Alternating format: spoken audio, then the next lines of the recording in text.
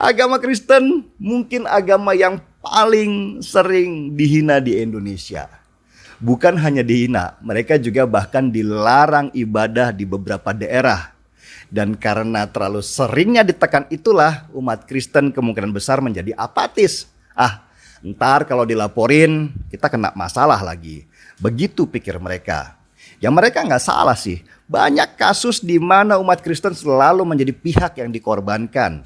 Kasus Ahok mungkin jadi salah satu contoh di mana dia divonis karena kasus penistaan agama. Dan ini membekas sekali di hati umat Kristen di Indonesia. Apalagi setiap hari Minggu, pendeta mereka selalu menekankan di dalam khotbahnya, kasihilah musuhmu, kasihilah musuhmu. Sehingga umat Kristen akhirnya lama-lama menjadi orang yang nerimo. Cuman dihina, toh masih bisa cari makan dan gak mati kalau cuman dihina doang. Begitu mungkin pikiran sebagian besar dari mereka. Konsep keikhlasan umat Kristen Indonesia terhadap hinaan kepada mereka inilah yang mengagumkan buat saya. Hinaan terhadap agama bukan lagi sesuatu yang penting. Yang penting adalah prestasi di dalam hidup di dunia. Persis seperti apa yang mereka yakini.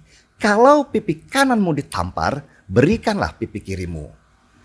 Bukan saya mengunggulkan agama Kristen itu lebih tinggi dari agama lain. Tetapi setidaknya konsep itu bisa kita pelajari supaya kita tidak terlalu reaktif atau bereaksi berlebihan ketika ada orang yang menghina agama kita.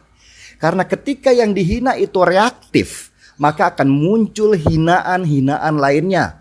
Karena pasti si penghina itu senang ada reaksi balik dari mereka yang dihina. Coba kalau kita cuek, yang menghina juga lama-lama bosen. Karena pasti nggak ada reaksi apa-apa. Inilah yang terjadi di banyak negara maju. Ketika hinaan terhadap agama bukan lagi sesuatu yang dianggap serius. Mereka itu lebih tertekan kalau belum dapat kerjaan, tidak diakui oleh sekitar, atau belum dapat pasangan. Masalah agama itu urusan pribadi dengan Tuhan. Gak usahlah diumbar-umbar di media sosial. Dan karena itulah mereka akhirnya bisa berlomba-lomba di dalam teknologi, saling berkompetisi siapa yang duluan bisa ke Mars, saling sikut menyikut di arena balap yang prestisius, juga saling mencari kejayaan di bidang ilmu pengetahuan.